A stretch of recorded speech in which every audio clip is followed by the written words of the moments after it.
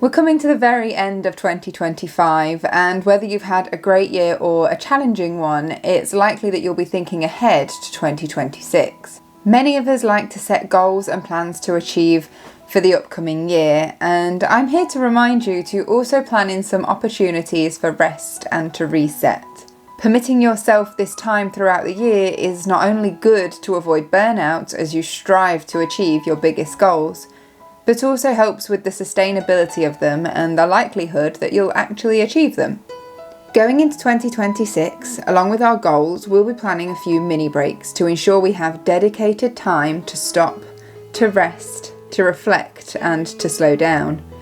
We did this recently in November, and it was such a positive experience that we promised each other we'd do it again, that we will make a conscious effort to plan ahead and have small periods of time, either at home or away from home, where everything stops, where we put our commitments on hold just for 48 hours so that we can reset from stress.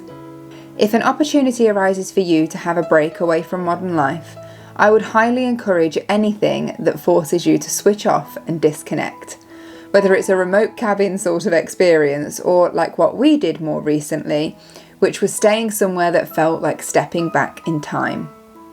And so on a Friday in November, we packed up the car and headed north to Yorkshire straight from work. It was dark by the time we arrived at Craythorne Hall, and it was all lit up. It was perfect for us because it really did feel like stepping back in time.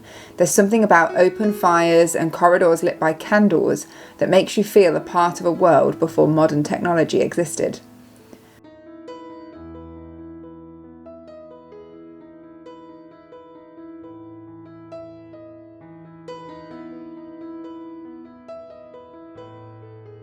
We settled into our weekend escape quickly, and it was nice to sit down to a bite to eat with zero pressures and things to do once the meal ended.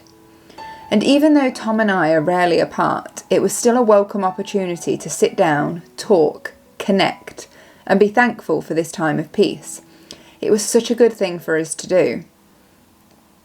And in our own good time, we headed back to our room, put our phones into a drawer in order to truly switch off from the world, and delighted in a slice of slow living.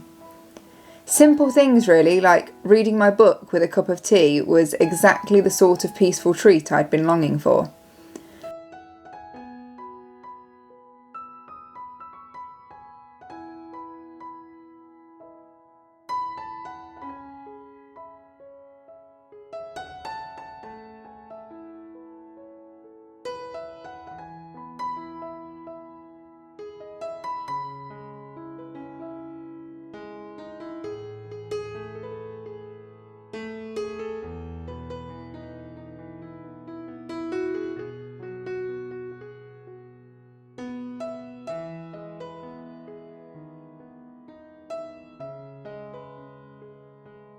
And the next morning, waking up naturally to daylight was a long overdue treat.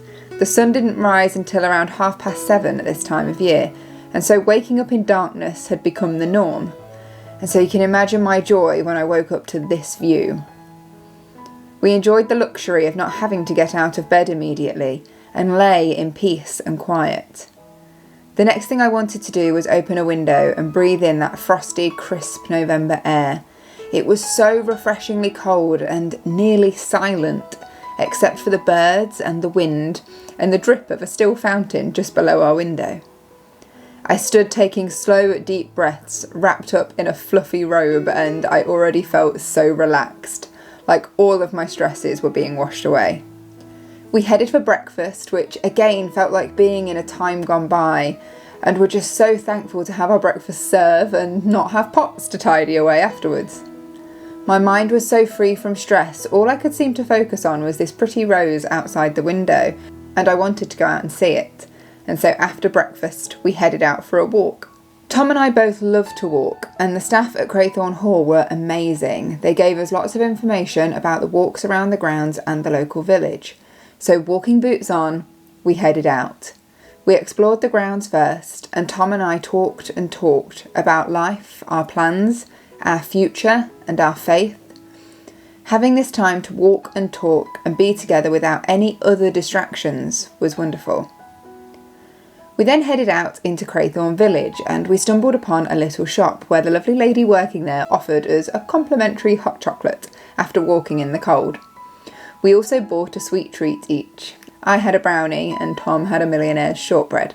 And Tom found some candles for our Christmas table back home, which I'd been meaning to find for a while but had never got round to it.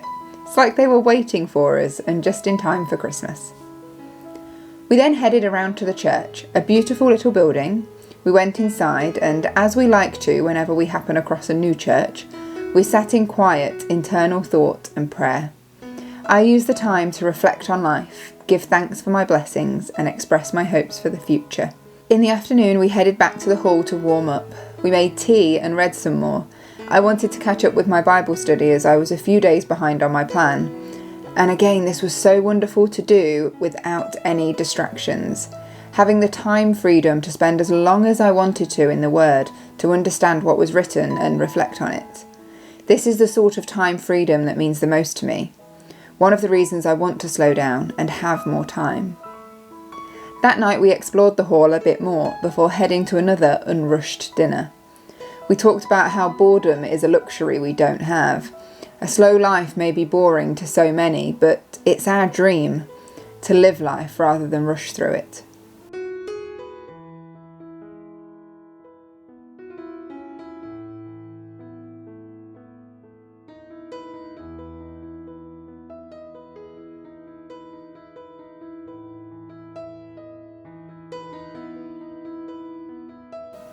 The next morning the sun was shining when we woke up and I did my Bible reading first, still in bed, and I loved that. I loved that the first thing I did was so positive and uplifting and brought me closer to God. It was strange but so welcome not to check our phones first thing in the morning, not to open up work emails, social media, or even to check the news.